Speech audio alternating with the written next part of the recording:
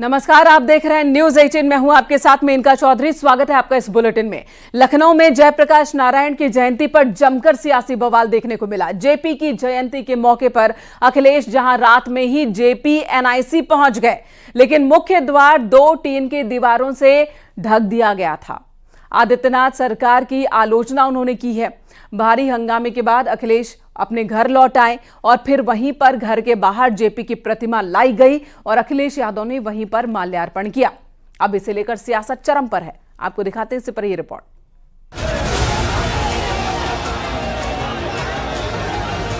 लखनऊ में जेपी जयंती पर सियासी उबाल देखने को मिला। जयप्रकाश नारायण जयंती के मौके पर लखनऊ में सियासत चरम पर रही। अखिलेश यादव के घर के बाहर जेपी की प्रतिमा लाई गई। इसके बाद अखिलेश यादव ने घर के बाहर निकलकर प्रतिमा पर माल्यार्पण किया। इस मौके पर भारी संख्या में एसपी कार्यकर्ता मौजूद रहे। अखिलेश यादव ने सरकार पर निशाना साधा कि सरकार त्योहार मनाने नहीं दे रही।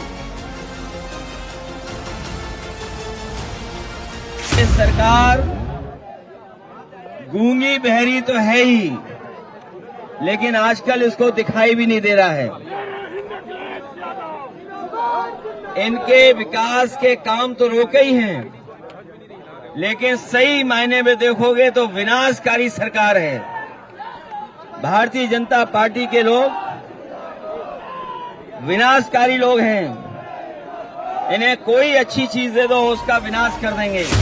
वहीं इस दौरान अखिलेश यादव ने नीतीश कुमार से भी एनडीए से समर्थन वापस लेने की अपील की। इस पर जेडीयू नेता ने अखिलेश यादव पर तीखा पलटवार किया है। बिहार के मुख्यमंत्री जी भी हैं समय समय पर, जननायक जयप्रकाश जी, उनके बारे में और उन्हीं के आंदोलन से वो निकले हैं।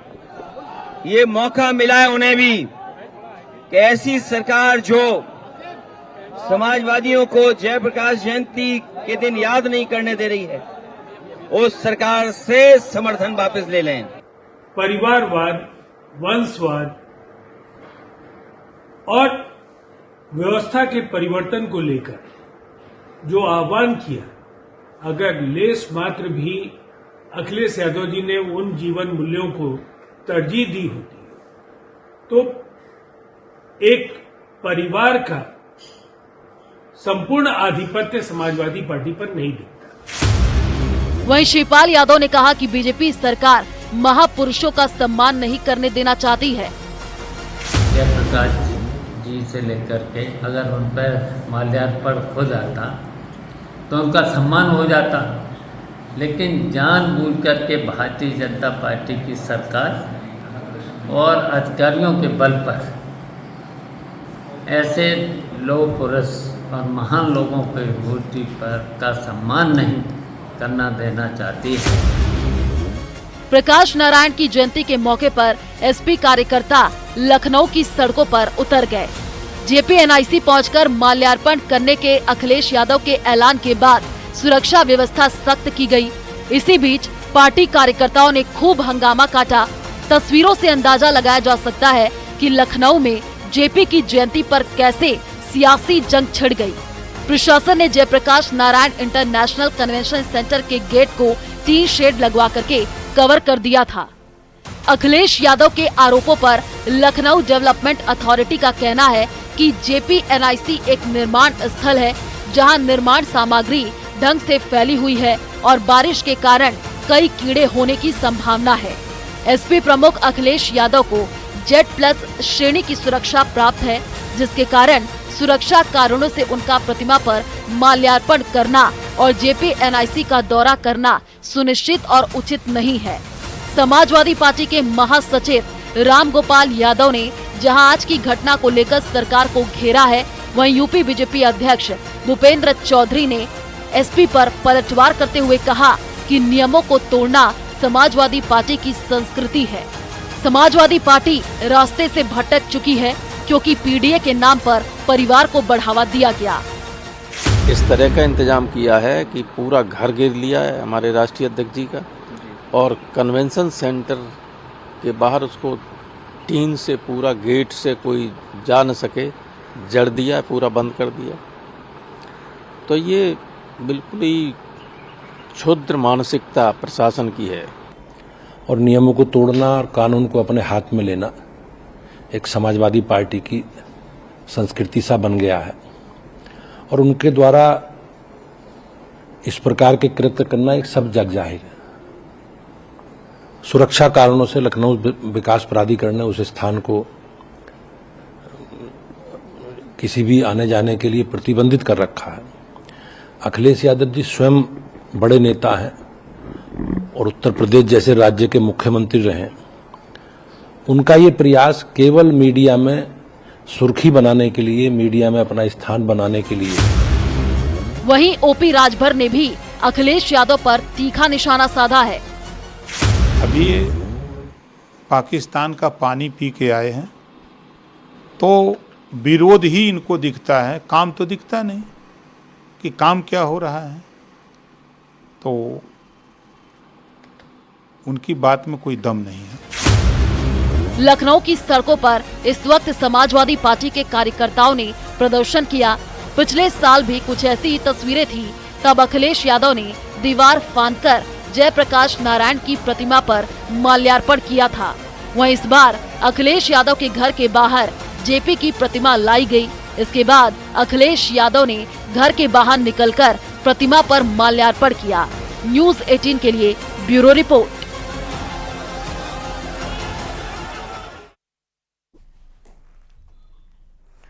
इधर डिप्टी सीएम केशव प्रसाद मौर्य ने एक बार फिर अखिलेश यादव पर निशाना साधा। उन्होंने एक्स पर पोस्ट कर हमला किया। उन्होंने लिखा, अखिलेश यादव का घोर दोहरा चरित्र है। एक तरफ राहुल गांधी की खुल्लम खुल्ला दरबारी करते हैं तो वहीं दूसरी तरफ उन लोकनायक जयप्रकाश नारायण को पूजना चाहते हैं जिन्होंने देश को कांग्रेस की काली तानाशाही से मुक्ति दिलाई थी।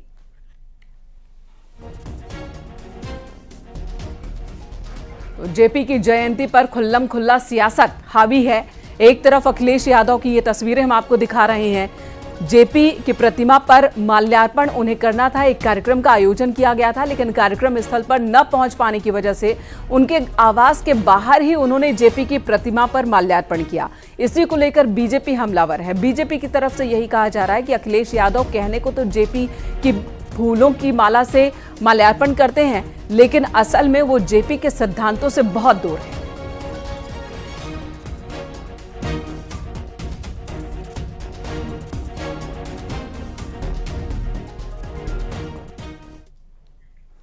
इधर गोरखपुर में सीएम योगी आदित्यनाथ ने नवमी पर गोरक्षनाथ मंदिर में कन्या पूजन किया। मां सिद्धिदात्री की आराधना की और उसके बाद 9 कन्याओं और बटुक भैरव के पांव पखारकर व्रत का पारायण किया। इसी दौरान उन्होंने मौजूद श्रद्धालुओं को संबोधित भी किया। सीएम योगी ने कहा कि शारदीय नवरात्र आदि आबादी के सम्मान, सुरक्षा और उनके स्वावलंबन की प्रेरणा प्रदान करता है। महिलाओं का सम्मान और सशक्तिकरण होगा तो समाज स्वयं भी सशक्त और सामर्थ्यवान होगा। हेलो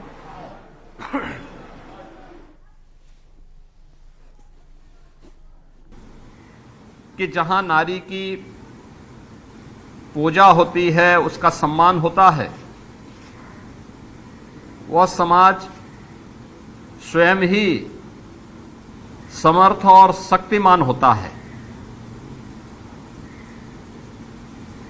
स्वाभाविक रूप से यही मान्यता जो हमारे सनातन धर्म की मान्यता रही है कि यत्र नारेस्तु पूज्यन्ते रमन्ते तत्र देवता, यानी जहां नारी की पूजा होती है वहां पर स्वयं दैवीय शक्तियां विराजमान होकर के उन मनोकामनाओं की पूर्ति करने में सहभागी बनते हैं, सहयोगी बनते हैं। और ये हम सब के लिए यह एक गौरव का क्षण है जब हम शारदीय नवरात्रि की नवमी तिथि में 8 दिनों के अनुष्ठान के उपरांत आज कुंवारी कन्याओं के पूजन के कार्यक्रम के साथ यहां गोरक्षपीठ के साथ में जुड़ रहे हैं।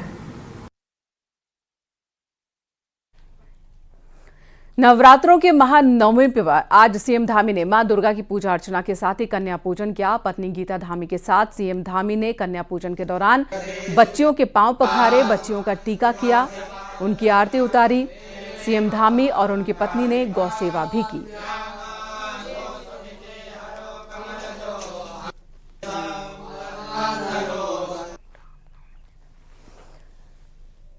3 तस्वीरें आपको दिखा रहे हैं। सीएम पुष्कर सिंह धामी नवरात्र के नवमी के मौके पर उन्होंने कंचक पूजन किया। कन्याओं के पांव पखारते इस वक्त सीएम धामी और उनकी धर्मपत्नी को आप देख रहे हैं। कन्या पूजन कर बच्चों को भोजन कराया।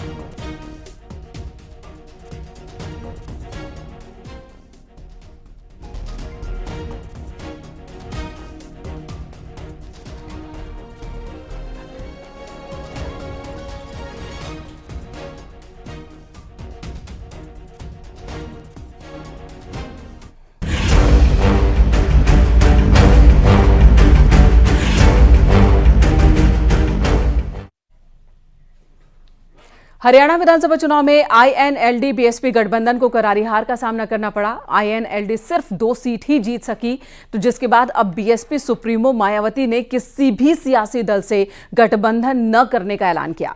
मायावती ने एनडीए और इंडिया गठबंधन से पहले ही दूरी बना रखी है और ऐसे में अब यूपी में 10 सीट पर होने वाले विधानसभा उपचुनाव में बीएसपी अकेले ही चुनाव लड़ेगी। एक बार फिर उन्होंने ये बात कही है।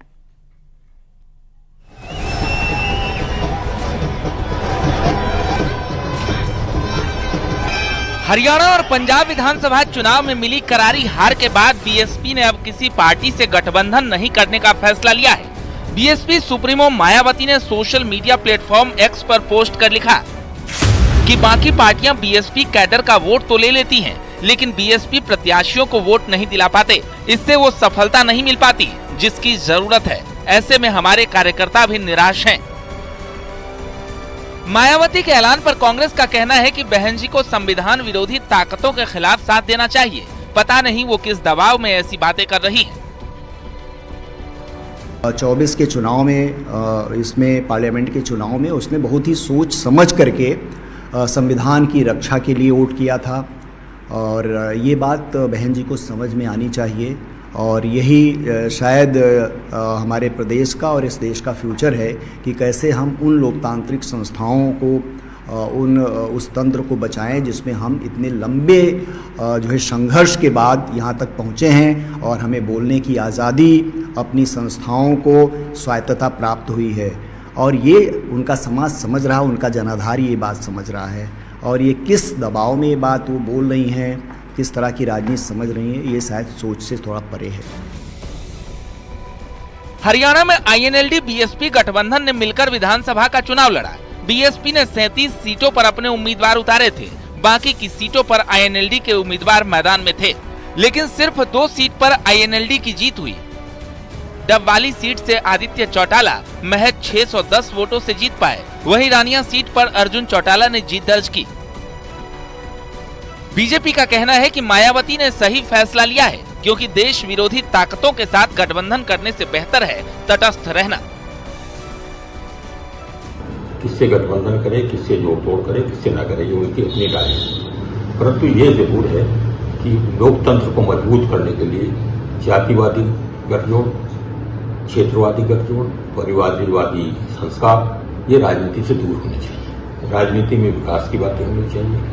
सबका साथ सबका विकास जो फार्मूला माननीय नरेंद्र मोदी जी ने लागू किया है और जिस पे काम किया है वो राजनीति का मूल आधार होना चाहिए।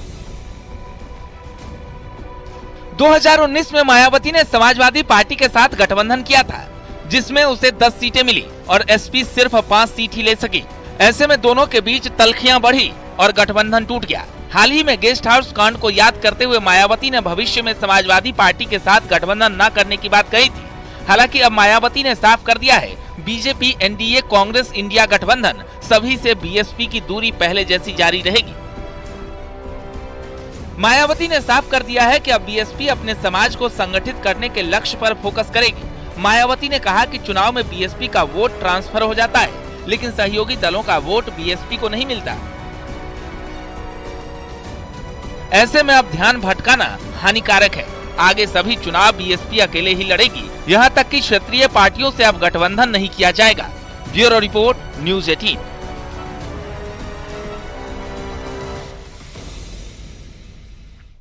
संत कबीरनगर में 2 दिन पहले गोदाम से पकड़े गए लाखों के अवैध पटाखों को नष्ट कर दिया गया। एसडीएम सीओ के नेतृत्व में पुलिस कर्मचारियों ने गड्ढे के अंदर पानी डालकर पटाखे को नष्ट किया है। पिछले दिनों एक गोदाम से पुलिस ने तकरीबन 60 लाख के पटाखे जब्त किए थे। 10 लोगों को गिरफ्तार किया था। गिरफ्तार किए गए लोगों के खिलाफ इस वक्त एक्शन चल रहा है। ये 2 दिन पहले जो इलीगल क्रैकर्स स्टोरेज से रिकवर किए गए थे, बरामद किए गए थे पुलिस और राजस्व की मदद से, उन्हीं का डिस्पोजल ये है। नष्टीकरण आदेश जो हुआ था उसी के तहत ये नष्ट कराए जा रहे हैं। जितना भी बरामदगी हुई थी सारी जो है वो नष्ट करा दी गई है। सरकारी जमीन है, गढ़ई का एक नंबर था, उसी पे इसको नष्ट कराया जा रहा है।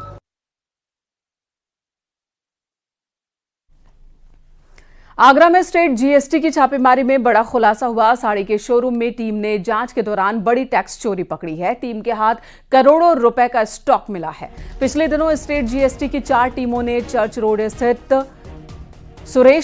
दिनेश चंद्र साड़ी शोरूम में छापेमारी की थी।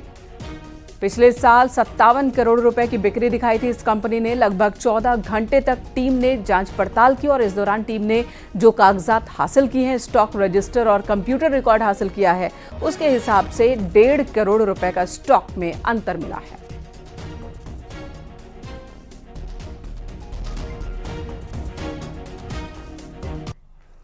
हापुड़ में 9 अक्टूबर की रात हाईवे पर हुए गोलीकांड का पुलिस ने खुलासा किया। जमीन के विवाद में कुछ लोगों को फंसाने के लिए व्यक्ति ने खुद को शूटर से गोली मरवाई थी। पुलिस ने 2 लोगों को गिरफ्तार किया है। तमंचा भी बरामद कर लिया है। इस मामले में 2 पुलिस वालों की भूमिका भी संदिग्ध पाई गई है। एसपी और चौकी इंचार्ज और कांस्टेबल को सस्पेंड किया गया है। एसपी ने सस्पेंड किया इन दोनों को। पुलिस वालों के खिलाफ विभागीय जांच भी बिठाई गई है।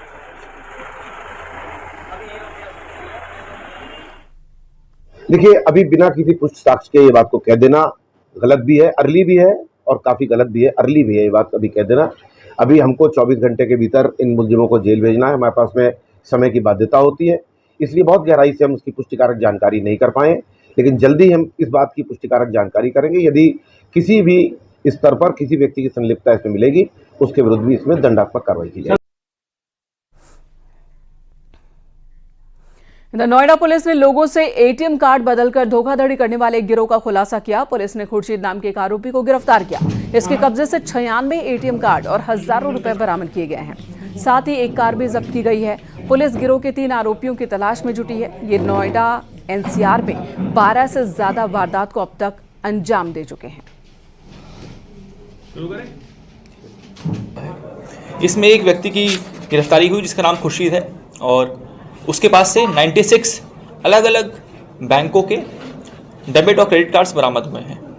यह लोग शुरू के महीनों के शुरू की तारीख में, खास करके 1 से लेकर 7 तारीख में जब लोगों को तनख्वाह मिलती है, उसमें भोले भाले लोगों, जो लोग एटीएम से पैसा निकालने जाते थे, उनसे बात करने के बहाने से और पैसे निकलवाने के बहाने से यह लोग उनका पिन देख लेते थे और जो उनके पास एटीएम कार्ड होता था, ये लोग हर तरह का एटीएम कार्ड अपने पास रखते थे और उस व्यक्ति का जो भी एटीएम कार्ड होता था।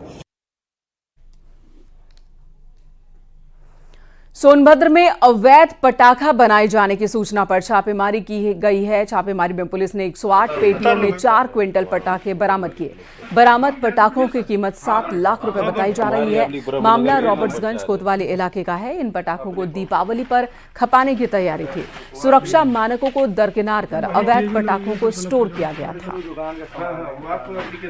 चलो कोई बात, अच्छी बात। 2 स्थानों पर रॉबर्ट्सगंज पुलिस व एसओजी की टीम द्वारा 108 पेटियों में पटाखों का अवैध भंडारण पाया गया, जिनमें 4 लोगों का नाम प्रकाश में आया है। चारों अभियुक्तों के विरुद्ध 2 मुकदमे पंजीकृत किए गए। 746/24 व 748/24 अंडर सेक्शन 9B विस्फोटक अधिनियम दर्ज किया गया है। विवेचनात्मक कार्रवाई की जा रही है।